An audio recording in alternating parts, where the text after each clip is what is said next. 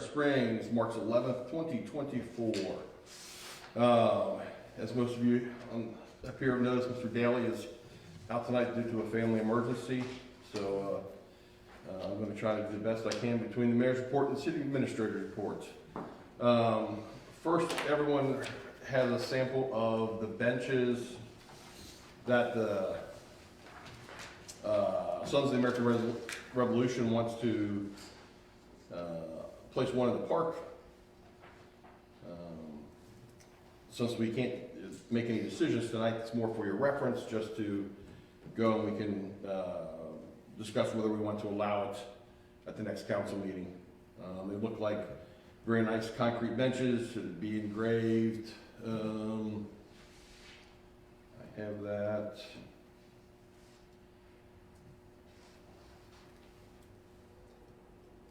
It would be engraved. Simon Kenton Chapter, Sons of the American Revolution, in memory of our patriots, is what the engraving would be. So that's for information for a follow-up from the last council meeting. The other thing that I have is actually some very good news. Despite what we were told, we have received the land water grant for the playground. Oh wow! So it's $250,000. It's 245,000. It's preliminary approval. Preliminary approval. We've sent all the final documents that we needed to sign. So it looks like we have received that grant. We have a question out to them. Can we pull out the rubber and still apply for that grant? We're waiting for a response. So we're still moving forward with the grant for the rubber. So Bill, if you can sometime shortly get us a letter, as you said you might. Oh yeah. Because if we get that, we can always deny it. Sure.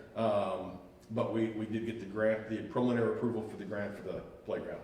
Okay. When will the final come through? Just as the other grants are running in parallel with each other. Hate to deny it and then lose the other one. Well, that's what we're trying to figure out. Frankfurt has some, the person that usually runs it is out on long-term disability, so they have some new people down there, so it's a very fluid situation right now. But April is managing that, and we hope to hear within a couple months the final approval to where we can actually start spending money. It might be 3 or 4 months. If we get the grant, when we find out we officially have the grant, it's ours, then we can spend it, if it goes to the next budget year, the rubber grant has to be spent by this year. So to your point, we're trying to coordinate all that and see where it all winds up. But as it stands now, instead of applying for the grant for the rubber and getting 120, we've been given preliminary approval on the 245. How did this happen? We assumed that somebody didn't have the funds in their general fund to take the grant. They didn't tell us. We got. They came back to us and said, yes. We now like to accept your. Yes, we got a letter last week, and we've been kind of working, dotting the i's, crossing the t's, make sure that we could all, we can meet all their guidelines. We've submitted everything, and now it's just waiting for final approval. Well done. Yeah, that's great. So, well done. So that April's managing that so far very well. We're, like I said, we're still going to apply for the rubber. We might have to decline it if we can't. We'll have to see how it all plays out. And that is all that I have. Any old business? Only thing on the agenda for new business is Steve Arling House. It's in reference to an interlocal agreement with the Housing Choice Voucher Program that he coordinates, and he's here to give us a little information on it, and we can ask questions. Thank you, Mayor, members of the council. My name is Steve Arlinghouse. I'm the executive director for the Housing Authority of Covington. And what's being asked of you is to sign an agreement between the City of Crescent Springs and the Housing Authority of Covington to oversee the Section 8 program that operates within Crescent Springs and also through the entire county. The original agreements were signed in 1983 with the City of Covington and all the various cities throughout Kenton County. We've located all those contracts, agreements, but except for a handful of them that they haven't come through with yet. But anyways, we would like to, the city of Covington wants to relinquish that program and turn it over to us. The most confusing part people have is Housing Authority of Covington, you think of us as an agency of the city of Covington, and we are not. We are not affiliated directly with the city of Covington. We are a quasi-government agency established by the federal government and the Commonwealth of Kentucky in conjunction with the city of Covington. All of our funds are federal funds. So we answer to the federal government, not to the city of Covington. Although the city of Covington's role with us is that they do appoint our board of directors. So Covington has operated this program since 1983. They no longer wish to do it, and we are, by default, the agency would take over the responsibility of doing this. And throughout the United States, most housing choice voucher programs, or Section 8, and public housing are all under one roof. This is an anomaly what we have right here, right now. This original agreement was established in 1983. And matter of fact, at the time, I was a city councilman for Fort Mitchell when we signed that agreement with the city of Covington. So right now, there's about 1,100 Section 8 units that are in Canton County, and 66 or so of those are in Crescent Springs. So it's just a matter of, the difference is, as a government agency like we are, we're not a good landlord in the same respect that an individual landlord would be. And so that's why Section 8 was created, so that we run more efficiently. That way landlords, whoever owns properties, we're out here, wherever it's at, you can become, sign up to have a unit rented on Section 8, and then we would subsidize the difference in the rent from what the tenant would pay. The tenant pays an income based on their percentage of their income. So the folks in Section 8 and my office where I'm at right now, we're all in the same building at 2300 Madison. So we're not even in the city of Covington's buildings at all. So just more of an administrative change than anything. All the people who work under Housing Choice Voucher right now for the city will become employees of us. So there is some transitional things that have to take place, but all in all, it's a seamless transition that won't affect anybody in any which way.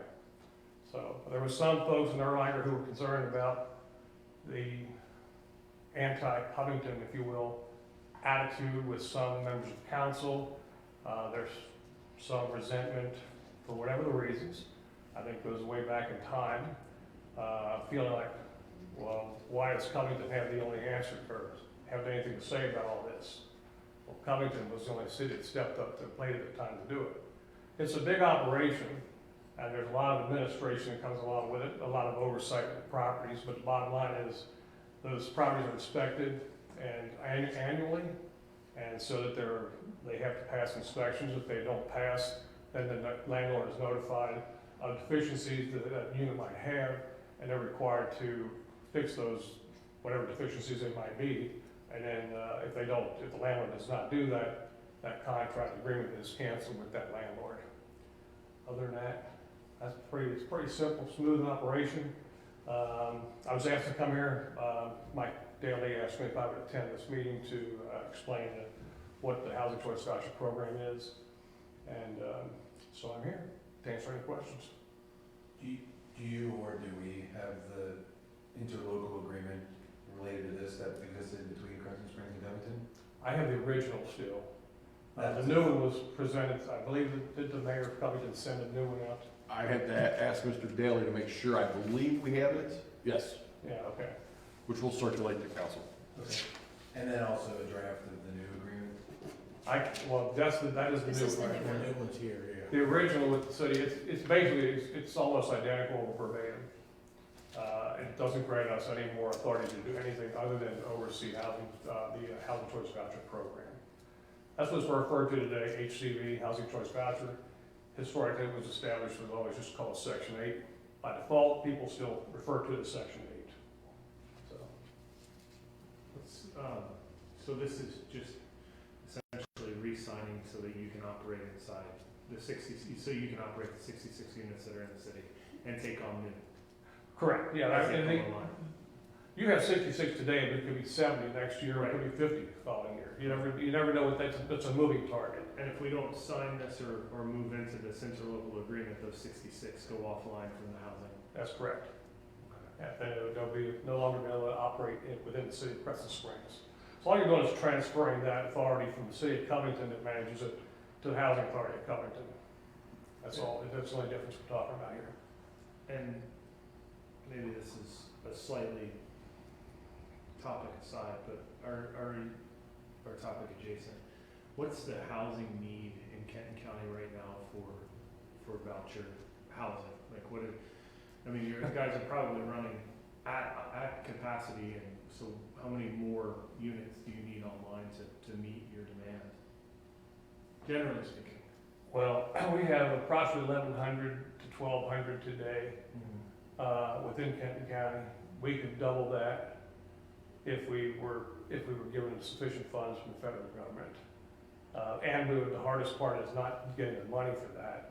The hardest part is finding landlords that are willing to accept Section 8 housing, because it's got a stigma behind it that I think people just think, we're talking about people who are more often than not pretty good people. I mean, you wouldn't even know that they were necessarily renting here and renting under Section 8 housing. It could be a single family house someplace. It's not just necessarily an apartment. So, but the demand is great for affordable housing. There's a strong demand for it. I don't see us ever being able to fulfill that need. Maybe someday, but probably not in my lifetime. And there's a potential if we don't re-enter this agreement that those 66 houses go offline and those tenants and those families are displaced because they can no longer afford to bridge the gap between your payment and the lease rate. That would be a decision of the landlord. Right. Yes, and you're correct. I mean, more often than not, they would be evicted for non-payment of rent, the inability to pay. Steve, expand on housing choices. What are the choices? Is it a single-family home? Is it an apartment? It's up to the landlord. Again, we have some people that rent out single-family homes. Yeah, that's one. Yeah, but often it's also apartment complexes. Back off of Meadowview, there's probably, I don't know the numbers, I can find out for you, but there's probably 15 residents that are back there that are on Section 8 housing. And the others are just spread out throughout the city.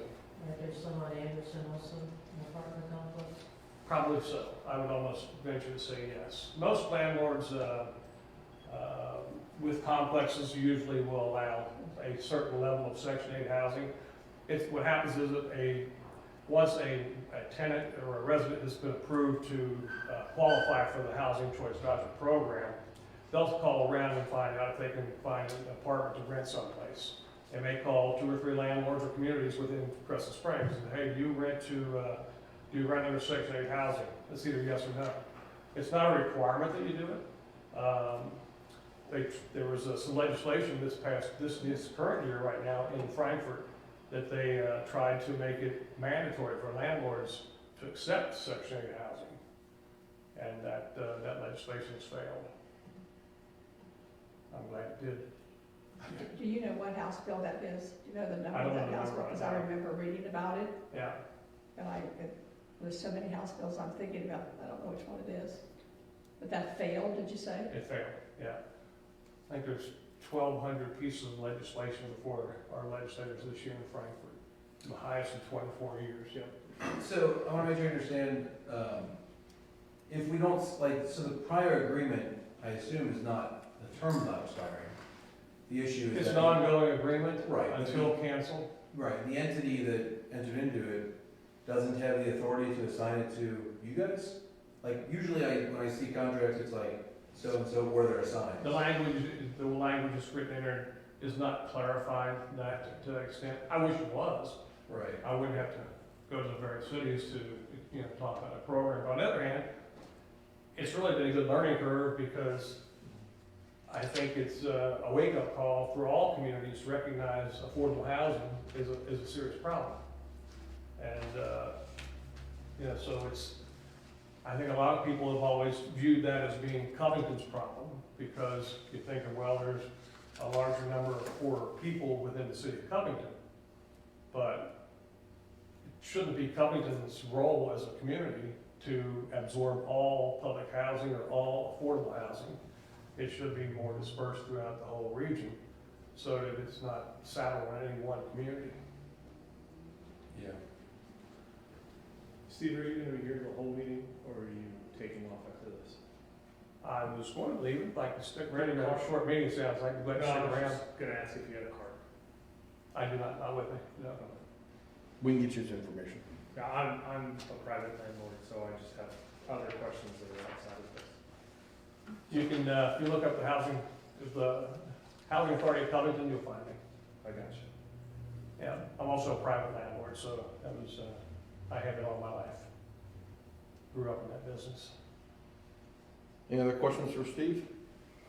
Just have a comment. There was an excellent article, a paper copy that was distributed.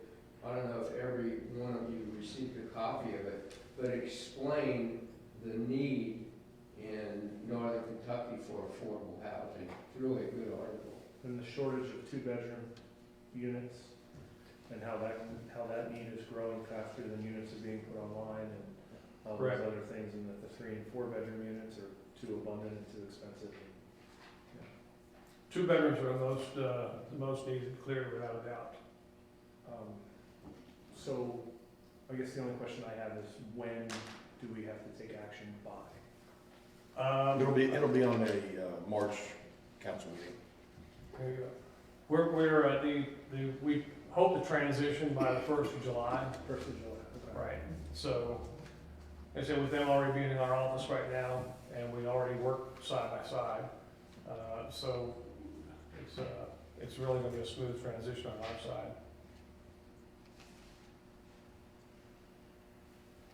Very good. Steve, thank you very much for All coming. right, appreciate it, thank you all, have a good day. Have a good evening. That is the agenda, unless anybody has anything else. I have a question. I'd like to have some point of clarity. When there's an open meeting, meaning a regular council meeting or a council caucus, who's the authority to determine if you can speak or not? The mayor. Thank you. At the last meeting, we had a person that was cut off 2 times, not once, twice. Nobody else was speaking. They happened to answer a question prior to anybody else answering a question.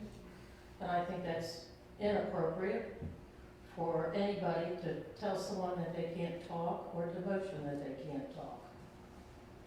And I would like or appreciate it if it would never happen again.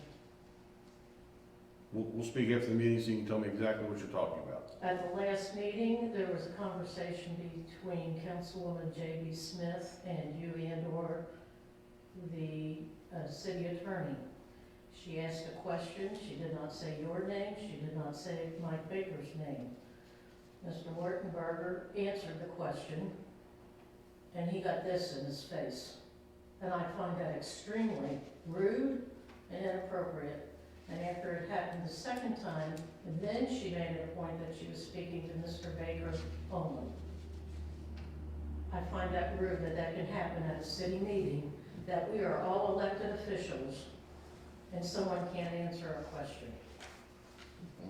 We should all, at all times, have charity of heart and mind and when we speak. I agree. Any other comments? If not, I'll take a motion to adjourn. Motion. Second? Seconded. All in favor? Aye. Any opposed? Thank you all. That might be a Mike Doherty record. I think I was gonna make it to bingo. Put that in the minutes.